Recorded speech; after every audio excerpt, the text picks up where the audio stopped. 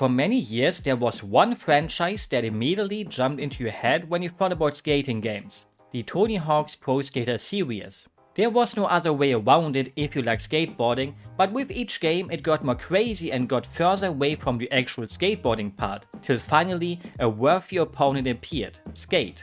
A game that tried to be what skating is about: skating. Not destroying Los Angeles, even if some people would like that, or trying to be jackass plus skateboarding. Just pure simple skateboarding, for the most part. You get hit by a bus and just like in any good anime, you get isekai to a different world. Maybe. Who can say that we are still in the same America as before? Especially when you wake up to see a cute nurse. This never happens in real life after all. The character creator is extremely basic and your character will most likely end up looking ugly, so maybe that will be relatable to some. Your character will look like a middle-aged dude going through his midlife crisis who will get laughed at by the young grasshoppers at the local skate park if he goes there. Hopefully nobody would call the cops on him though. Normally I don't like caps, but these hairstyles are just the worst. You also couldn't create a woman yet, so any girls watching this video, please close it. This is a man's club. Even though at the end of the game a woman shows up, so please stay actually. Obviously the biggest difference to the other games is that you can't get off your board yet. Imagine yourself being glued to a skateboard for the rest of your life, except for when you fall down and break some bones. Getting upstairs would be almost impossible, and same goes for in the actual game. Sometimes you want to get up somewhere, but the game will just tell you no, you have to go around and waste your time a bit like that. Luckily you have the session marker to then keep respawning where you want to be, but it's still a bit annoying to get around sometimes. The town is kinda built around you having no way to get off the board and also kinda not. Some spots will have little ramps beside the stairs so you can ride them up to then do a cool line down the stairs and quickly get up again if you miss to place your marker. Also good for the people who live here who need to use wheelchairs, yay! And sometimes there's nothing like that around, so always remember to put your marker down like a dog marking his territory. Another thing that can be annoying is that sometimes the marker is just a tiny bit out of reach, so whenever you want to start over it has to load. The loading times are not terribly long, but if you're an impatient person, just be more patient. There's also fast travel that you can use to get around to different places with the subway, or you can immediately teleport to the different challenges on the map. I like that it always first puts you into these little underground subway sections, so it has some time to load the rest of the map around it. Like in Metroid Prime where you have to wait for the doors sometimes. I may be weird, but I prefer simple cute little things done like that instead of being teleported right into the world. The game has two storylines, one for the skateboard mag and one for Thrasher.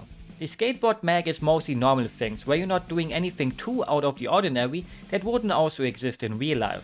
Then you got Thrasher who have things like a single Hall of Meat challenge and also death races, something most people I think dislike about the franchise in general since they were here to stay, even if you already hated them in the first game. I don't mind them, they're not my favorite, but I also don't hate them, except for when your opponent just crashes into you from behind and you basically have to restart since you lost all the momentum from that. Most of the time the AI is also stupid as hell and will fall so you can win the race with like 20 seconds up on them. So if you struggle with a race, just keep trying, eventually all the enemies will just get hit by a car so you can get an easy win. Same goes for a game of Skate, where your opponent or you have to do a move and the person going after has to recreate it, otherwise you collect the latter.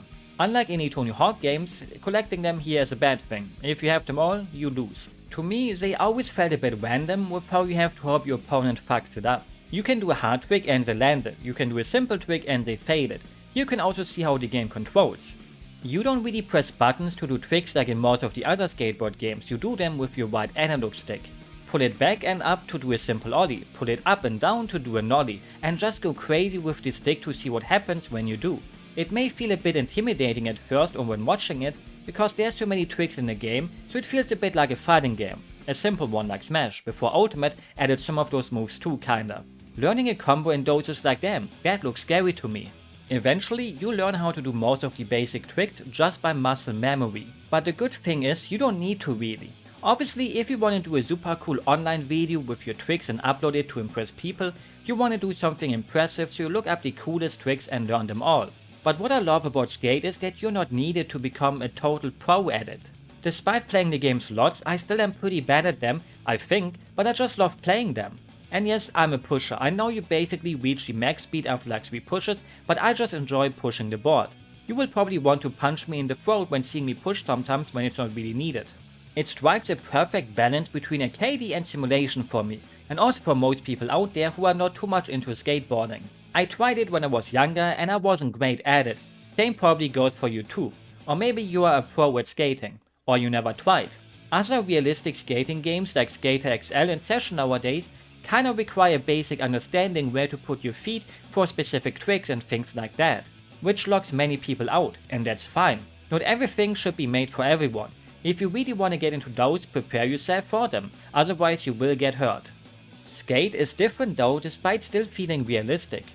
It's beatable even when you're not totally learning these tricks and mostly just spam the tricks without knowing them. Some may call it a flaw, but I think it's great like this too. You can set your own challenge here. Are you satisfied ending in line with a simple kickflip? Or do you want to do a cool grab to finish it off? The choice is yours, especially in the filming challenges that you get from the magazines. I often see people saying that these filming challenges have one fatal flaw, that they allow you to do them anywhere you want, giving you that freedom to make them as easy or hard as you want them to be. I don't think it's the game's fault, but the players if they just do random things. Like there's a bunch of long grinds you have to do. What's the easiest way in the game to get a bunch of grinds in? Yep, the curb on the streets. So sometimes you may feel tempted to use it, or maybe you actually did use it to help you out. But where's the fun and creativity in that if you keep abusing it?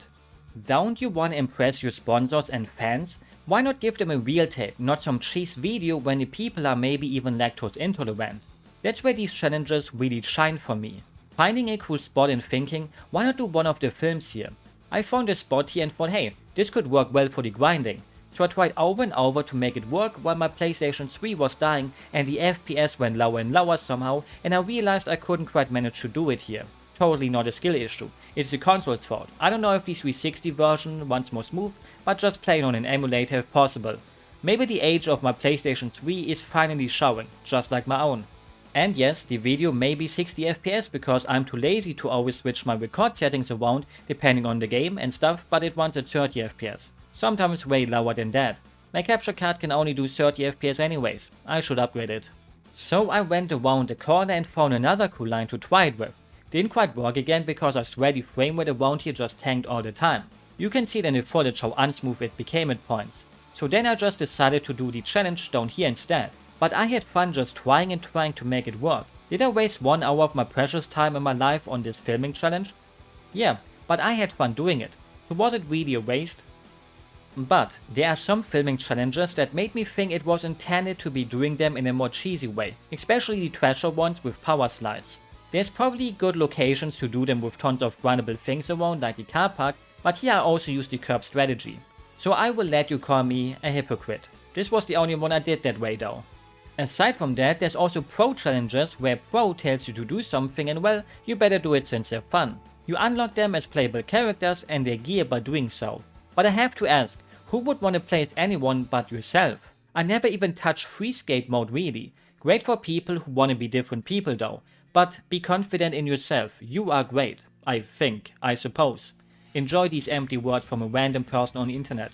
The Death Races and the game of Skate both have fans, but there's one thing in the skate games that has 0 fans. Having to follow other skaters around. It's just no fun because you are too afraid to mess up, because you will have to skate the whole way again while having to stick to the other guy's butt if he gets too far away. They probably thought, hey look, do some cool and sick tricks like him too and skate with him, while the AI also just fails over and over, especially in this one. If you ever somehow watch this video, Mark Gonzalez, your mission in the game is the worst. It's way too long, too boring, and I almost failed right at the end because I wanted to be smart and cool and predict the way he was going, but went the completely wrong way. Luckily I managed to still save it, otherwise I would have to do it all over again. Yay. There's also normal contests where you have to collect the most points, or do a line and make it the highest scoring one. And again, the AI will sometimes ruin your day and just crush into you without worries. You're doing some sick trick right now, better hope some idiot isn't jumping right at you. They don't show much sportsmanship at times. But hey, you can do the same to them. I never really minded this, except for when they come from the back since you can't see it. If I see someone else in front of me, it forces me to adapt and change my thinking, which is neat. It adds another challenge, even if most of these contests are as easy as brushing your teeth, so don't forget to do that twice a day, or you wanna be British. After getting onto the cover of the skateboard mag, you get invited to the X Games and can compete in a normal competition or onto the Mega Ramp. A ramp that's mega, so the opposite of me since I'm short. On there it's especially fun to just spam random buttons to see what happens. Even if the physics here sometimes really like to work in their own ways. Some of these shouldn't land, while others should have landed. Your ankles will probably start to hurt after doing this for a bit. When you finish up the Treasure storyline, you get the Mega Compound, one of the most beloved locations in the Skate game since it comes back, even in the Wii game of Skated, which I've covered before, so you can watch that too if you wanna. Just go crazy on it. And yes, the physics of Skate can be quite weird sometimes, but this mostly happened to me on the Mega Ramps. Like this here. I should have broken some bones, but instead it somehow landed. Maybe I have a guardian angel, or not. You can do crazy things in the Skate games and also the first one, but I personally always enjoyed doing little cozy lines that make you think, well, that's nothing impressive, but it just feels right to do them. Like this little challenge. Jump onto a box, do a manual, flip trick to the other box, and then manual again, and end it up with a flip trick again.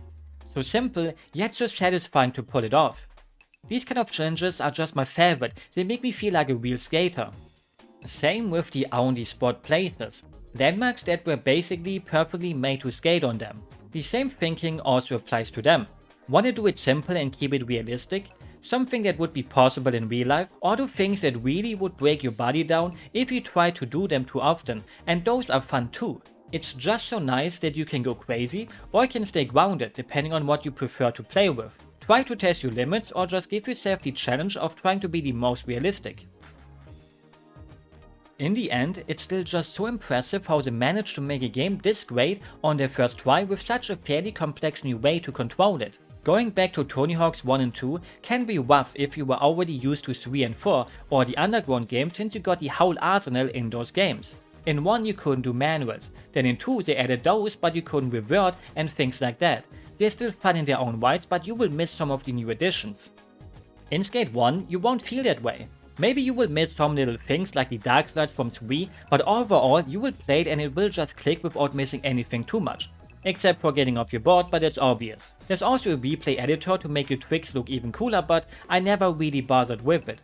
I'm not that kind of person who has fun doing that, sorry to disappoint. But it's great for people who do, trying to make it look like a real skating video and getting the best angles to then upload it. I also never played any of the Skate games online, so I can't talk about the online features, since the servers of Skate 1 and 2 are offline anyways. Somehow EA also took down the servers for Skate 3, but then brought them back recently. Even they can do something good every once in a while. It's the kind of game you sit down and you maybe want to play it for an hour or two, and suddenly you just can't stop because you want to complete a challenge or a line you just made up yourself. So an hour or two turn into way more. You get into the zone and try over and over till you eventually do it, or you just move on and do something else first. I also love it when you do a high score and the colors of the game change. There's just something so satisfying about it happening. Or why the pretty good soundtrack in the background plays, even though now here's another point you may want to punch me in the throat for, but I just put my own music on or some video while playing them. There's not enough pop punk stuff for me in the Skate soundtracks. Luckily music taste is subjective and no one else has to listen to what I listen to. With that said, I hope you enjoyed the video and will have a good day, a good night or whatever fits your time zone. I really want to get onto a real skateboard again now, but I know that would be a terrible idea and I would break some of my bones probably. Unless I would drink more milk for strong bones, but I'm lactose intolerant and breaking bones is less painful than some of the tummy aches I have gotten throughout the years. Bye bye.